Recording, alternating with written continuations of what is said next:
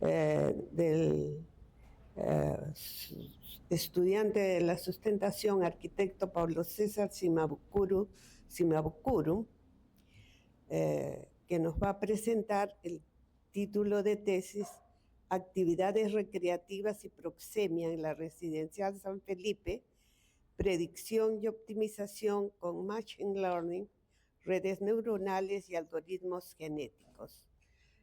Hoy estamos martes 14 de octubre a las 3 de la tarde en la sala de sustentación de la FAO. Esta ceremonia va a estar a cargo del jurado de tesis, la magíster arquitecto Rosario Alicia Pacheco Acero, decana de la FAO, la doctora arquitecta Vilma Gladys Vázquez Prada, directora del posgrado, la magíster Siria Patricia Álvarez Ortega, docente especialista, el doctor Florentino Gerardo Alba López, docente especialista. El asesor de esta tesis ha sido el magíster Robinson Constantino Ortiz Agama. Entonces, muchas gracias por su asistencia. Vamos a pedirle que lo haga en el plazo previsto al tesista, porque el jurado ya ha tenido oportunidad de ver en detalle su tesis. Adelante, por favor. Muy amable, muchas gracias. Buenos días con todos. Muchas gracias. Buenos días, decana. Buenos días, directora. Buenos días, estimado jurado. Vamos a hacer esta presentación lo más, digamos, llevadera, porque es un poco técnica, tiene muchos tecnicismos, está llena de tecnicismos, pero vamos a hacerlo, lo hemos hecho de una manera que podamos manejar los criterios importantes. Bueno, un poquito para ver el antecedente, ¿no? El estado del arte y de cuál es el sujeto de estudio. Es la Residencia de San Felipe. La Residencia de San Felipe es una unidad vecinal cuya característica son los edificios altos. No son de las primeras etapas donde se hicieron de baja densidad, ¿no? Aún siendo de edificios altos, la densidad también es menor. Esto fue por la Junta Nacional de Vivienda en el 1962 a 1969, en el antiguo Hipódromo de Lima. Aproximadamente tenemos 1.300 viviendas en una superficie del 25% de área para las viviendas y un área libre, recreativa, del 75%, aproximadamente unas 26 hectáreas. Quiero citar, más que citar, mencionar unas palabras del arquitecto Adolfo Córdoba sobre que no se puede abordar el problema de la falta de vivienda sin mejorar previamente las condiciones económicas de la familia, ya que el principal desafío no es tanto la cantidad de viviendas disponibles, sino la inestabilidad e informalidad económica que caracteriza a gran parte de las familias peruanas. Esto fue escrito en 1990, hace 35 años, y creo que todavía sigue siendo vigente. El problema de la vivienda, ¿no? En la Residencia San Felipe es un caso que me enamoró mucho porque es especial. Es un escenario donde vivo aún, casi 10 años, y he visto diferentes dinámicas y actividades recreativas, la cual me llamó mucho la atención como caso de estudio. Entonces, les he traído algunas fotografías. Aquí a la izquierda, a color, podemos ver al expresidente Fernando Belaúnde Terry, viendo la primera etapa de la maqueta de la primera etapa. A la derecha, los arquitectos que ya no nos acompañan, el arquitecto Víctor Smirnov, Jacques Cruz, y el arquitecto que recién nos ha dejado de acompañar, el arquitecto Enrique Siriani, suito. Este es el terreno del hipódromo. Hacia el lado izquierdo pueden ver el Parque Matamula. Este sería el terreno del hipódromo, donde se encontraba la isla, y aquí podemos ver ya la primera y segunda etapa construida. Aquí en esta foto podemos apreciar los 3 niveles de altura, ¿no? Estos que es de 5 pisos, de 11, y los de acá de 15 pisos, que podemos apreciar. Este juego de alturas le dio cierto dinamismo y creó cierta esencia de barrio, de conectividad entre los vecinos. Pero también hay una fortaleza, que es este centro comercial o parte comercial que tiene, que también estuvo proyectado un centro cívico, una torre de oficinas, la cual no se construyó. Aquí podemos apreciar ya la construcción hecha en la etapa 1 y En la etapa 2 podemos ver que se está haciendo el Colegio San Felipe. Y aquí ya está el Centro Cultural Peruano-Japonés construido. Esta es una foto de las áreas comerciales, las calles aéreas, que le dan otro dinamismo y otra dinámica a la ciudad vista desde un segundo piso, ¿no? Estos planos son fuentes buscados del Archivo Municipal de Jesús María. Aquí podemos ver la poligonal total de lo que fue el hipódromo. Este sería la poligonal que hoy día existe como Residencia Felipe, donde tenemos la primera etapa, que es la de Siriani, y la segunda etapa. Hay una tercera etapa que no se edificó, que es donde encontramos ahorita el mall y la villa militar. Bueno, como ustedes saben, y el contexto histórico lo ha dicho, político y económico, entró el gobierno militar y hubieron ahí cambios, ¿no? Modificaciones, que no nos vamos a centrar en el tema. Para resumir, ¿no? Las áreas entonces libres es el 75%. Es muy importante apreciar esto porque nos hace la pregunta, ¿por qué el estudio? ¿Para qué enfocarnos a estudiar las relaciones de los ciudadanos con la recreación, con las actividades recreativas y su cercanía, su proximidad, su proxemia? Bueno, la Residencia San Felipe tiene esas cualidades vinculadas que he podido observar, que hay relación entre los usuarios, hay un vínculo y hay una relación con la infraestructura, esa proxemia con el entorno. Actualmente, las investigaciones que se han hecho sobre la Residencia San Felipe han sido casi a nivel de estudio tipológico, estilístico, más no desde una perspectiva de los usos y relaciones no lineales de las actividades. Esto nos abre un camino para poder entender qué relación hay entre los niños que juegan con respecto a las sombras, las sendas, las bancas, o las personas que están conversando, sentadas conversando. ¿Qué relación hay con la infraestructura respecto a ciertas actividades? Entonces, la propuesta ha sido aplicar técnicas computacionales actuales que manejan muchos datos y de manera compleja, pero te pueden dar resultados de patrones muy interesantes. Todo esto está automatizado, llamado máquinas de aprendizaje o machine learning. Empezamos con una recopilación de datos. Tenemos que mapear dentro de la Residencia Felipe cada usuario, cada actividad. Entonces, en la metodología para la recolección de datos se basó en las teorías de Jan Gehl. Sobre todo él tiene una publicación en el Ministerio de Vivienda de Chile, en Chile, en la cual nos da una serie de pautas para poder recolectar esta información, ¿no? Desde cómo deberíamos registrarlo y qué debemos registrar, qué debemos ver, qué debemos observar. Por eso llamo 23.000 observaciones. Se realizaron 23.000 observaciones, es decir, se identificaron 23.000 actividades, 23.000 sujetos en ciertos rangos, ¿no? Esto se hizo con un equipo de estudiantes de arquitectura.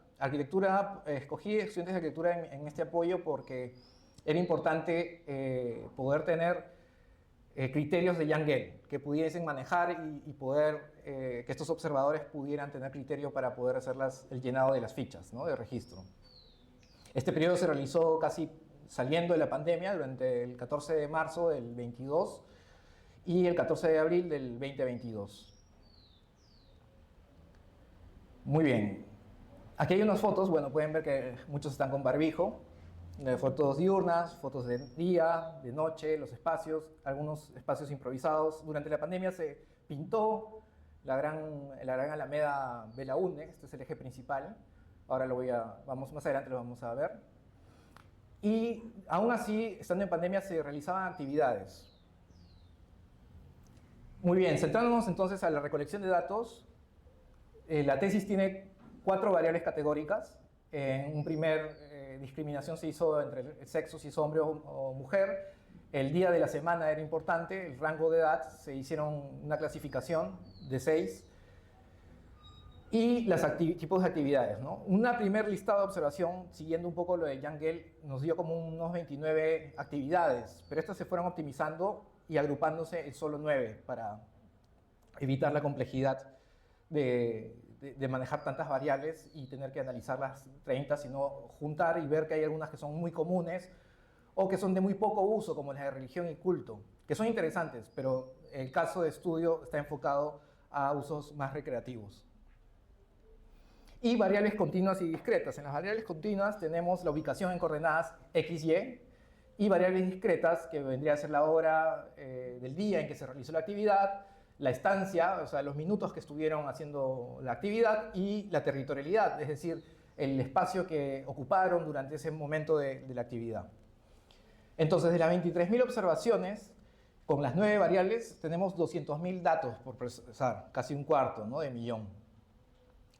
Humanamente esto sería imposible, ver correlaciones. Es por eso que aquí aplicamos esta técnica de Machine Learning, y la metodología de la investigación está en este diagrama. Tenemos los datos urbanos recopilados, hay un procesamiento de la data, hay el modelo de red neuronal que voy a explicar más adelante, y esta es un modelo que se entrena y optimiza y nos da unas predicciones sobre los usos y rangos de proximidades óptimas para poder, digamos, en diseño, poder volverlos a aplicar. ¿En función a quién? A la alimentación, ¿no?, que fue los datos que nos dio la Residencia de San Felipe. Muy bien, los datos tienen una serie de procesos. Esta primera, que es la exploración o análisis exploratorio de los datos. Esta parte es bastante más técnica y difícil de digerir, por lo que vamos a manejar muchos datos pesados, pero voy a tratar de hacerlo más, de mostrarles los highlights, los hallazgos más importantes, ¿no? Por ejemplo, vamos a ver la distribución de la Residencia San Felipe. Más que todo está en caminar o pasear. Hay gente de paseo. Quiero diferenciar caminar o paseo. Caminar es que están en tránsito, de paseo que están conversando y caminando. Detenidos es que se encuentran solamente, detenidos se encuentran esperando a alguien, un tema de reunión. Es interesante porque es también alto. De descanso es que se encuentran echados, tomando sombra, o sentados, leyendo un libro. Paseando mascotas también hay un buen índice. Conversando es mucho menor, hay menos gente conversando. El hecho de jugar también, cuidando niños, están muy en paralelos, parecidos, porque la Residencia San Felipe se caracteriza eso, al ser cerrada, al tener el rodaje estricto, los niños pueden jugar libremente y los cuidadores también están cerca, ¿no? Entonces, en los rangos de edades que vemos acá abajo, las 6 categorías, podemos ver que los rangos 3, 4 y 5, que son a partir de 12, 18 años, 19, 27 y 28 a 35 años, son los que más actividades han realizado. O más realizan, disculpen, durante las observaciones tomadas. Es decir, que la Residencia Felipe tiene una distribución de rango de edades de uso a partir de jóvenes hasta casi ya adultos, ¿no? Ahí también se registraron actividades en adultos mayores, como también en menores de edad. Aquí hay una diferenciación entre géneros, si es que hay una diferencia en actividades entre hombres y mujeres. No la ha habido, salvo el cuidar niños. Será porque esta investigación se hizo, como digo, saliendo de la pandemia en el 2022, y la frecuencia más notable, cuidando niños, si podemos ver que es esta de acá, esta barra de acá, es más en hombres, se estaba dando en aquella época, ¿no? Muy bien, en los días de semana, lunes a domingo, se han registrado unas actividades también muy parecidas, muy establecidas, donde desde el día lunes se es activo y comienza a decaer al día jueves, y luego hay una actividad en temas de flujo, porque es caminar o pasear, en los días viernes y sábados. Y domingos es de bastante tránsito, ¿no? Esta es una distribución en la cual tenemos las horas del día. Ahora nos interesa saber a qué hora del día y cómo es que, en qué momento del día es activo la Residencia San Felipe, ¿no? Desde las 7 de la mañana, 7:30, ya podemos ver actividades, la cual tiene un auge hasta las mediodía, 1, luego hay un descenso, luego para el almuerzo y luego en la tarde, ¿no? Ya hacia la noche, hasta las 10 de la noche, donde no hay mucha gente. De este gráfico podemos ver que los grupos o individuos detectados, la mayoría en ese momento era más que todo individual, más de 12.000 observaciones, y seguido de una casi igualdad de 8.000 observaciones eran en parejas, ¿no? A pares. De ahí grupos de A3, grupos de A4, A5, A6 y ya se hace mucho menos frecuente grupos mayores. Este es en un plano que estaría la Residencia Felipe, donde se ha ubicado cada punto, donde se ha detectado cada punto de cada tipo de actividad. Si uno, digamos, tradicionalmente uno analizaba así, ¿no? Cuando tenías caminando, gente jugando, conversando, de paseo, cuidando niños, tú ibas mapeando, ibas registrando esos puntos y después analizabas. La máquina ahora te hace esto con las coordenadas. Uno le ingresa solamente los datos y la máquina va arrojándote estos mapas, te va creando estos mapas, ¿no? Para este caso nosotros yo he usado el tema del RStudio, en la cual, acá está la Residencia Felipe, tenemos estos nidos, 3 nidos con área comercial y las viviendas. Y aquí es donde se verían todos esos puntitos como confites, son todas las actividades que se están realizando. Observemos que aquí es bastante denso porque esta es la plaza. Aquí está, en esta plaza comercial hay bancos, hay diferentes comercios, restaurantes, lo cual lo hace muy activo.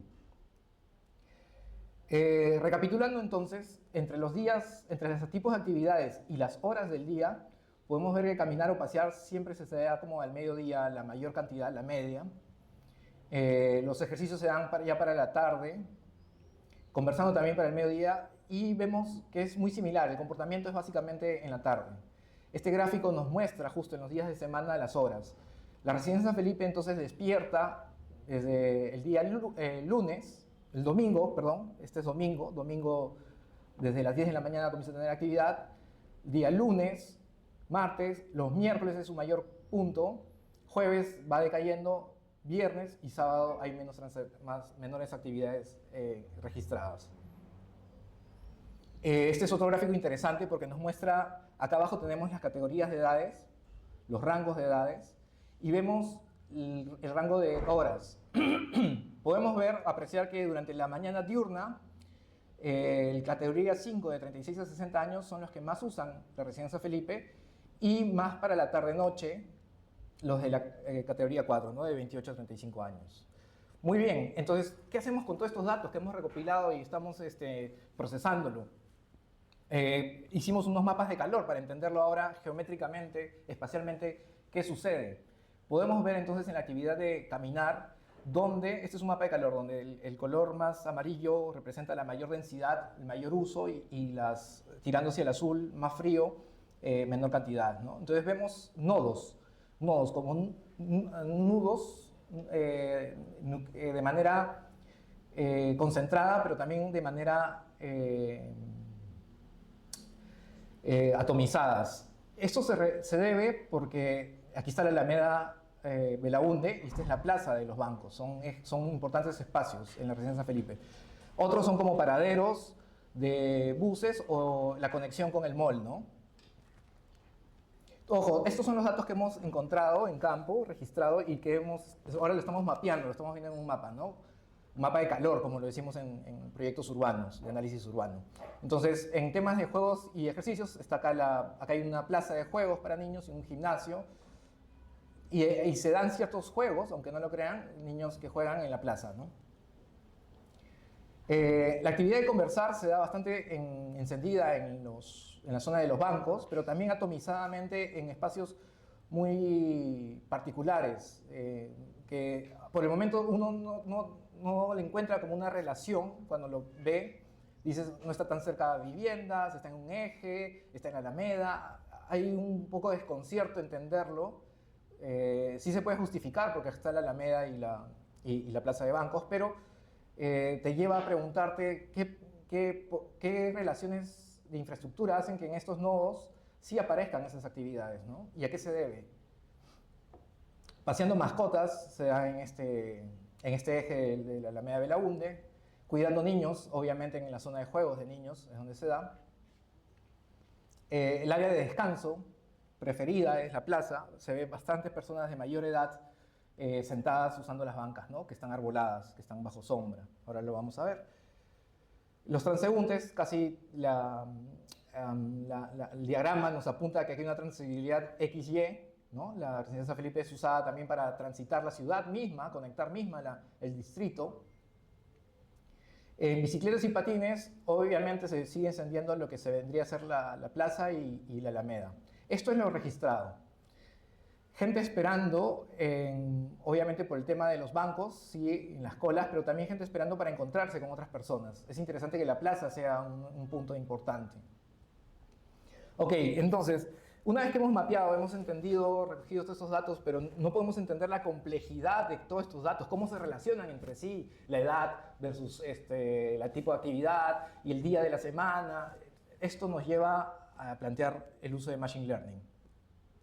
El Machine Learning inició en la década del 50 por Alan Turing, el conocido Alan Turing, que definió la inteligencia artificial, que hoy en día está muy de moda la palabra.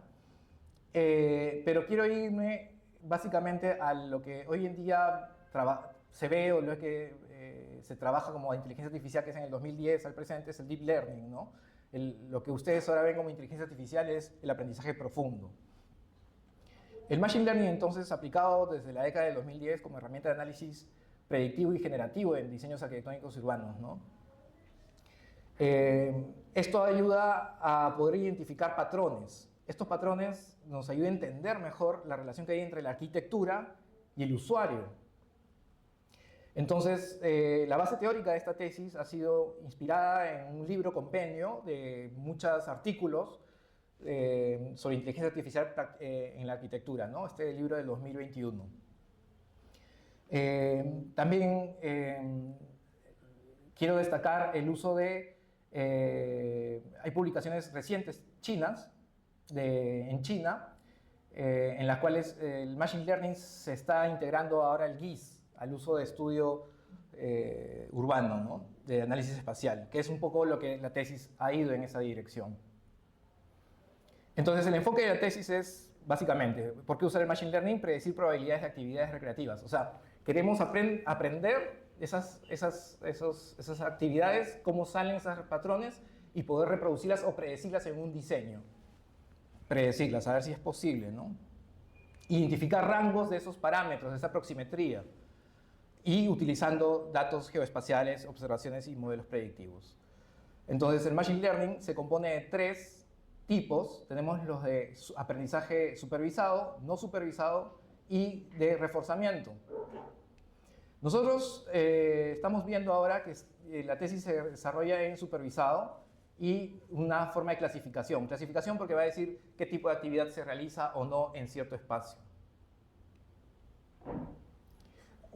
Y para esto vamos a usar lo que serían redes neuronales. Las redes neuronales, que su esquema, diagrama es el de la izquierda, pero les he traído un gráfico un poco a la derecha, es un poco como una maquinita de estos videojuegos donde tú tienes inputs, datos que entran por un lado de diferente, la máquina adentro lo calibra, lo va calibrando bajo diferentes capas, va pasando, que son fórmulas matemáticas, y luego estas de acá van juntándose en una salida. Es decir, si por ejemplo para este tipo de patrón de una actividad que estoy haciendo corriendo o jugando con mi hijo fútbol, ¿qué tipo de entorno tengo? ¿Qué sombras? ¿Qué tan cerca estoy de las viviendas? ¿Qué tan lejos estoy del área comercial? Etcétera. Todos esos patrones, esos datos vienen de aquí, entran y digamos que se prenden como foquitos, diciendo, ah, mira, este patrón es así, ¿no? Con Paulo de tantos años, con su hijo Paulo, también tiene ese patrón y es actividad. La máquina lo graba ese patrón para poder después, en un patrón similar de reconocimiento, poder identificar y predecir que se va a dar dicho uso. Para eso necesitamos las métricas espaciales. Las métricas espaciales que hemos usado han sido 9. Sombras, sendas, viviendas, alameda, bancas, plaza, comercio, parque y juegos. Básicamente la proxemia, por Hall, si se dan cuenta la teoría es bien antigua, es del 50, el 60, pero ¿por qué recién estamos aplicándolo? ¿Por qué recién hay este tema con la inteligencia artificial? Porque las computadoras hoy en día son mucho más potentes. Al ser mucho más potentes ha permitido hacer mayores cálculos, hacer mayor cantidad de cálculos en menos tiempo. Y eso ha hecho que vivamos esta nueva creciente ola de la inteligencia artificial. En arquitectura y urbanismo, Estos rangos fueron reinterpretados como zonas de confort, ¿no? Como ven en el diagrama, vamos a estar trabajando en ese diagrama. Entonces, aquí, la residencia Felipe, los edificios, un equipamiento que son los edificios de vivienda comerciales, lo que vendrían a ser las bancas, las sendas, el Alameda Belaunde, los edificios residenciales de 5, 11 y 15 pisos ubicados, los parques, las zonas de árboles o sombra, no hay muchos, si ven, no hay mucha sombra, locales comerciales atomizados, que es bueno, ahora lo vamos a ver en las conclusiones, áreas recreativas de juegos, muy pocas y concentradas.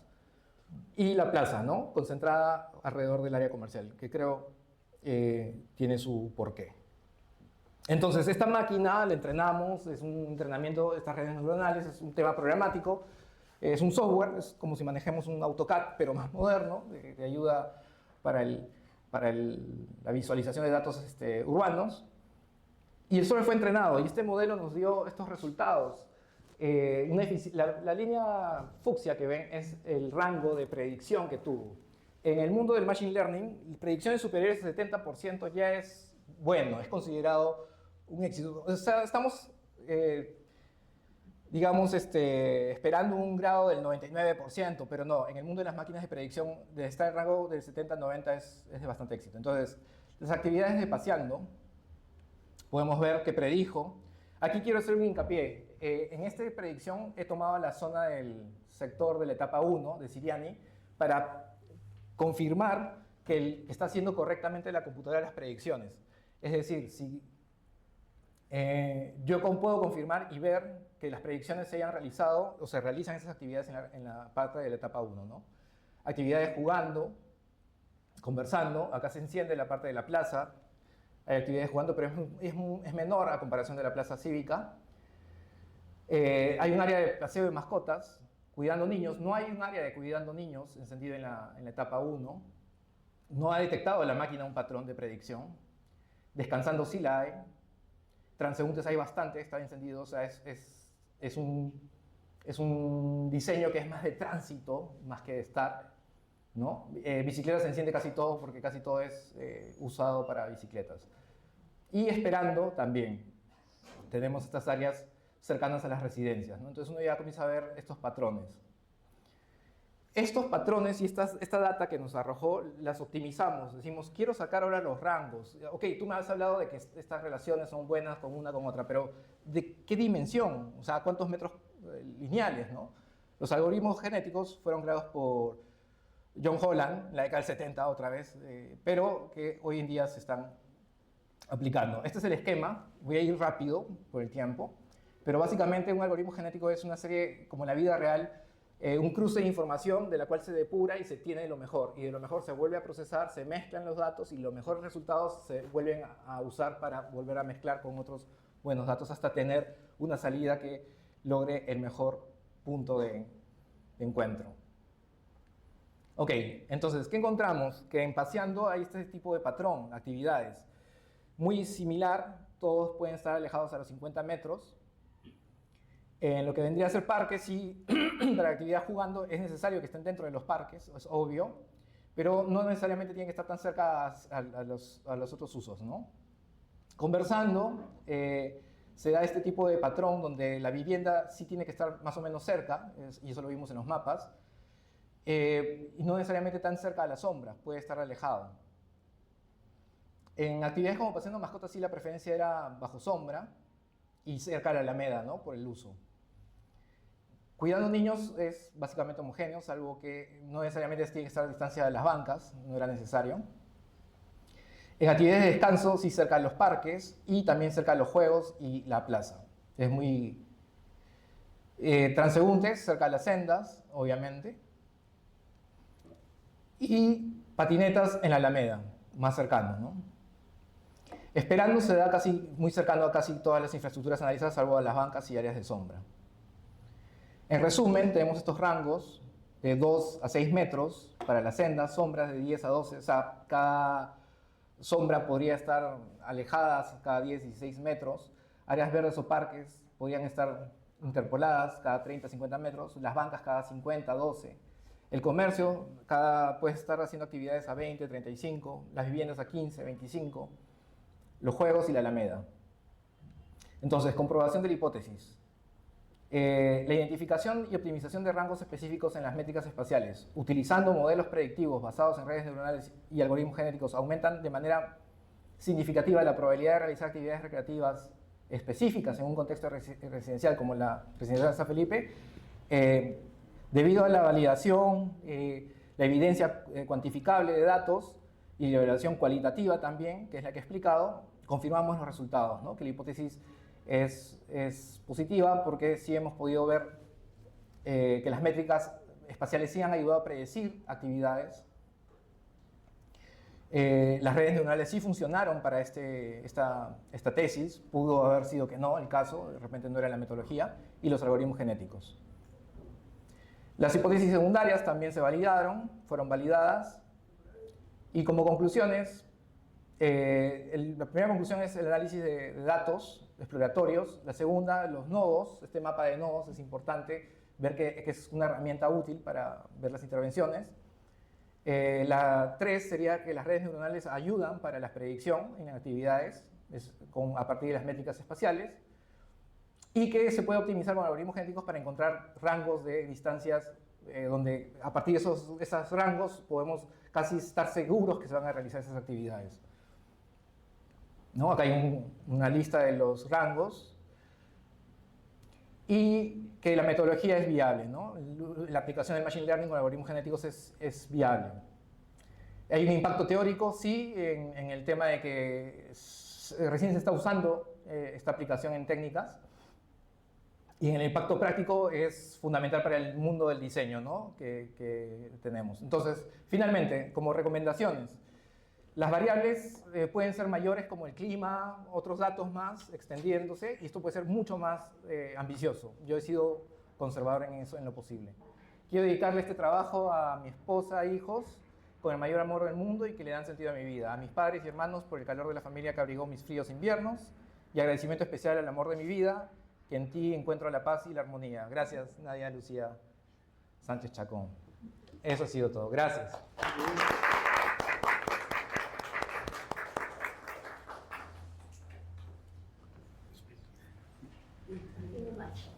Aquí. Ya. Muchas gracias, arquitecto Shimabukuro. A continuación, procedemos a los comentarios de los miembros del jurado. Vamos a empezar con los especialistas, con la magíster arquitecta Cira Álvarez, para continuar con el doctor arquitecto Florentino Alba. Para cerrar con los comentarios de nuestras autoridades. Gracias. Adelante, magíster arquitecto.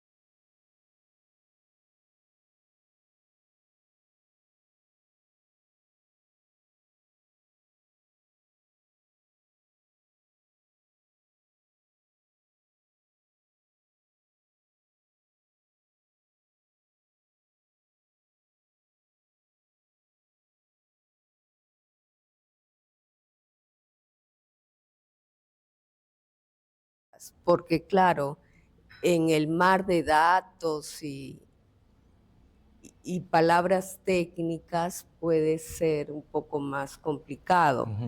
Pero ¿qué le puede sugerir? ¿Qué cosas que sin la inteligencia artificial tú no habrías percibido? Muchas gracias, arquitecta Cira, por la pregunta. Es una parte humana muy importante. Sí, la revisión de los datos, la parte que hemos visto de patrones. La parte más humana que yo podría decir es, la tecnología no reemplaza al ser humano, la capacidad de observar y analizar. La capacidad de observar y analizar esa observación. Como usted lo mencionó, esto es solamente la Residencia Felipe, y quien quiera diseñar algo parecido a la Residencia Felipe podría ajustarse a estos patrones, a estos rangos, a esta identificación de ratios y rangos de distancias, ¿no? De proximetría. Pero eso no te va a dar la calidad de vida.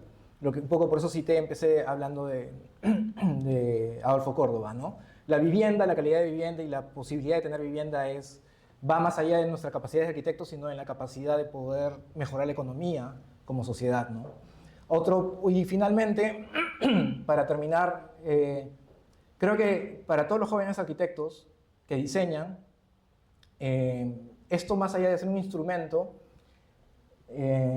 las técnicas que hoy en día vamos a ir viendo y van a ir saliendo, tienen que ser punto de reflexión para poder mejorar y hacer diseños mejores, más humanos. Por eso también cito a Jan Gehl, uso dentro de la teoría de Jan Gehl, porque Jan Gehl es alguien que, aparte de teórico, aparte de arquitecto, entiende muy bien la sociedad, entiende muy bien la relación de los usos con respecto al diseño y las funciones.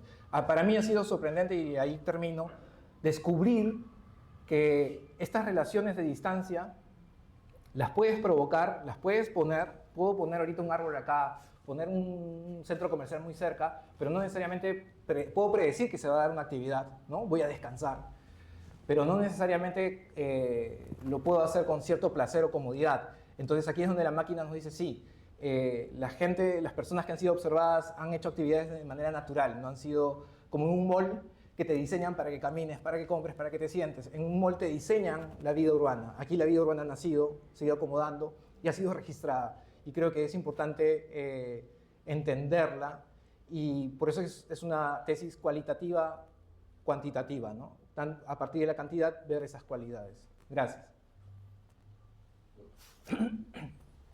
Bueno, nada más. Bueno, yo me uno nuevamente a la felicitación. Es un trabajo de investigación muy interesante que aporta mucho a la nueva manera de mirar no solamente la arquitectura, sino el urbanismo. Es osada, es atrevida en el sentido de que algo que para muchos colegas de repente, y bien lo has recalcado, que pueden decir que es una teoría antigua, pero antigua porque no tenía, obviamente, con la tecnología que existe ahora, se vuelve aún más actual, ¿no? Yo, dentro de tus recomendaciones, nos hablas de que habría que ampliarse varias variables. Entre ellas hablas, pues, de las condiciones climáticas, flujos peatonales, ruidos, etc. Teniendo en cuenta de que, obviamente, el residencial San Felipe es algo que se ha analizado desde algo ya construido. Entonces, me gustaría conocer tu opinión de cómo aportaría tu tesis a lo que vendría a ser una nueva residencial, donde ya no solamente se considera un tipo de familia, sino diferentes tipos de familias. Estamos viendo viviendas de interés social que se están mezclando con tipología de sectores A, B y C, con grupos de familias que vienen de diferentes contextos culturales de nuestro país, porque esto es muy interesante y creo que esto es uno de los grandes aportes de tu tesis. Gracias, muy amable, muchas gracias. Efectivamente, las recomendaciones finales permiten que desde un celular que te registra tu movimiento ahora, porque esto se hizo en una etapa donde estaba prohibido salir en la pandemia, pero te puede, con una aplicación, registrar y tener muchos mayores datos y poder predecir otros tipos de reacciones. Sería interesante aplicarlo en la vivienda de interés social. Sí, sería muy interesante ver tipos de familia, porque aquí no se ha centrado en la tipología de familia, sino a cómo se han realizado actividades recreativas en el espacio urbano, ¿no? Mi inquietud iba en eso. Hoy en día cada vez las viviendas son más pequeñas, el área social de la vivienda es mucho menor, entonces necesitas más espacio público, social, recreativo. Entonces ahí es la compensación, yo creo que eso sí es una importancia, ¿no? Gracias. Bueno, los comentarios, doctora Gladys.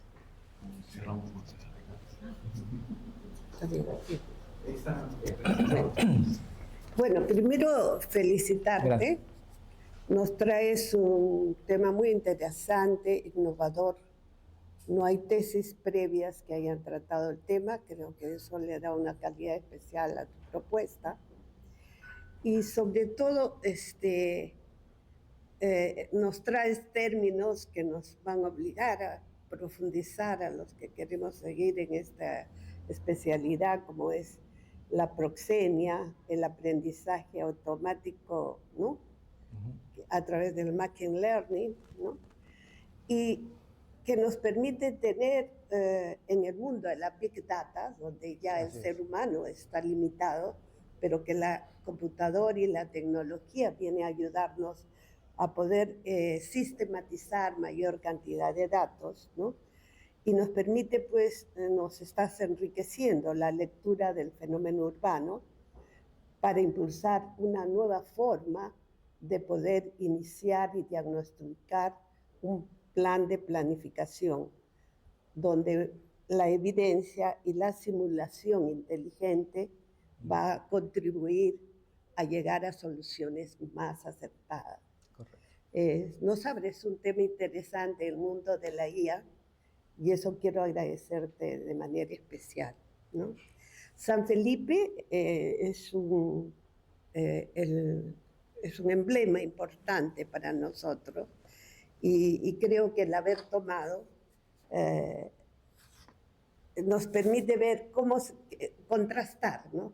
Lo que se pensaba el ser humano sin herramientas y lo que se puede lograr ya con herramientas más avanzadas.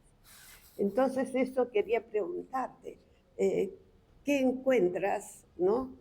Si alguna limitación has encontrado en la aplicación de Machine Learning que antes lo teníamos y ahora sí lo tenemos.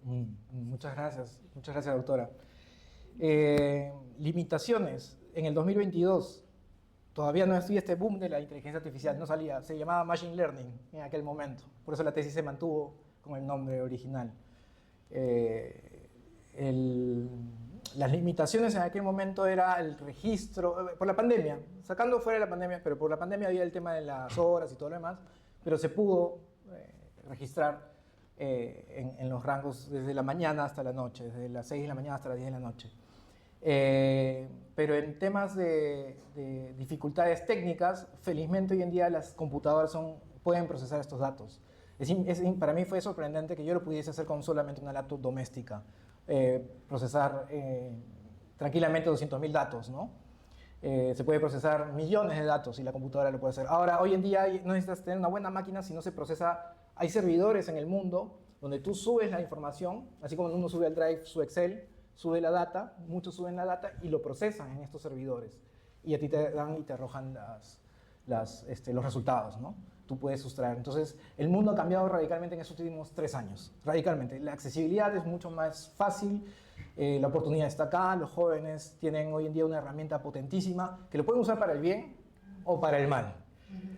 Pero está en nosotros como los docentes poder dedicarles y decirles, mira, esta herramienta es potente y hay que usarla para el bien, porque como arquitectos siempre, desde nuestra formación, vocación, siempre queremos servir. Y eso es lo bonito de la arquitectura, de ser arquitecto, ¿no?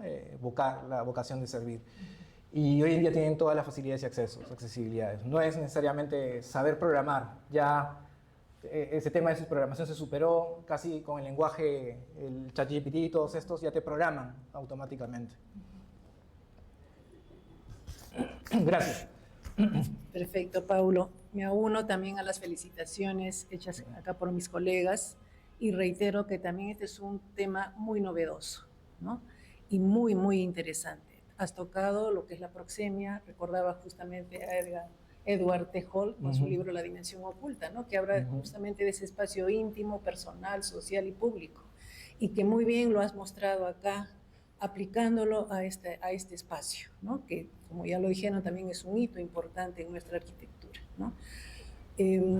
Un comentario, una consulta. El tema, la investigación lo has tomado en un mes, con 12 estudiantes, un mes en una estación de calor, ¿no?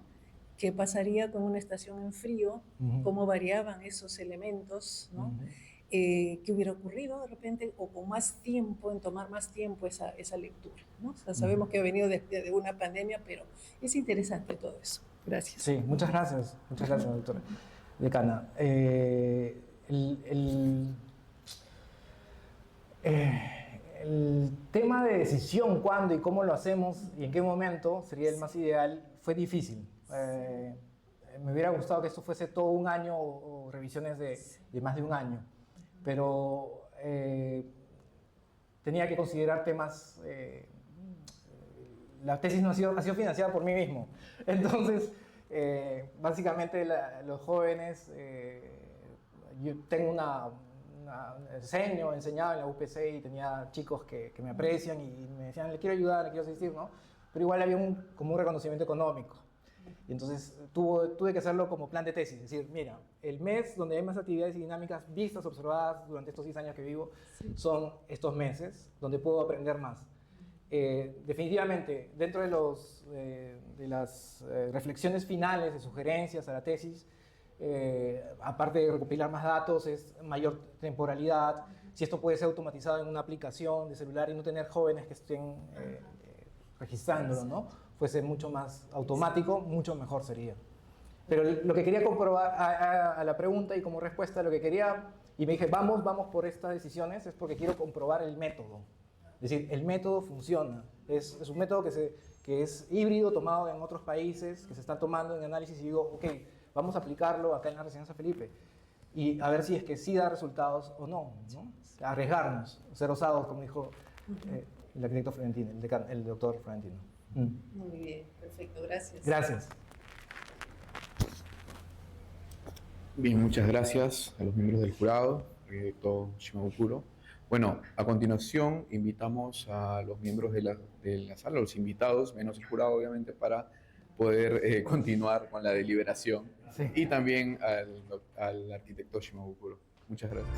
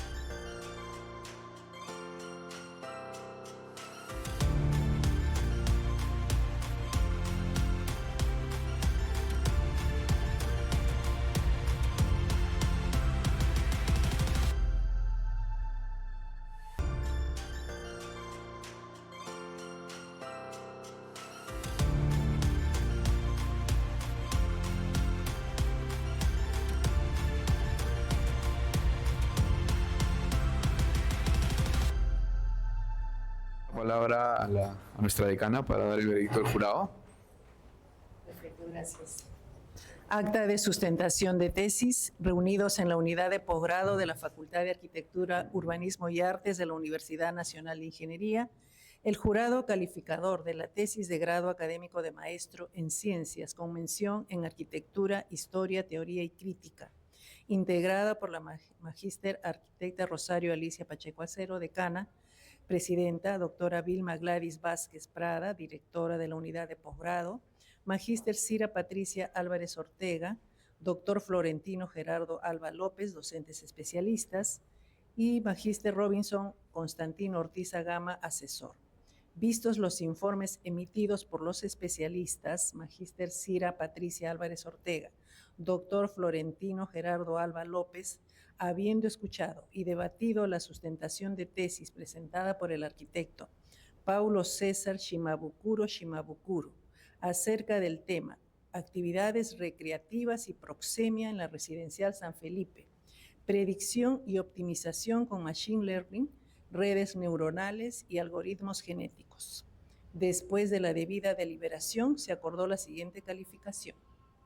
Aprobado con excelencia. Nota 20. Felicitaciones. Gracias. Muchas gracias. Muchas gracias. Muchas gracias. Sí. Muchas gracias. Bueno, para terminar, quiero entregar esta constancia de este evento que ha sido tan importante.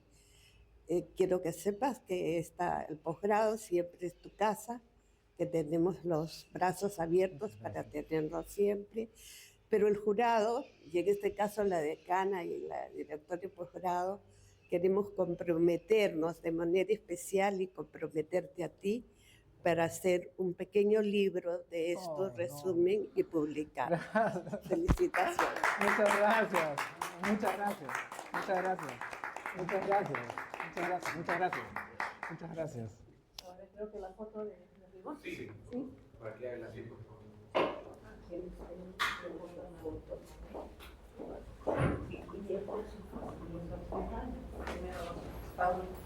Muchas gracias. Muchas gracias.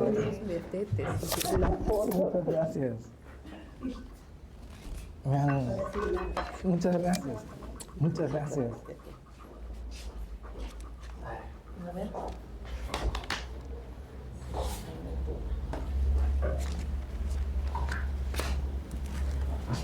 ¿Listo? 1, 2, otra, 1, 2 y...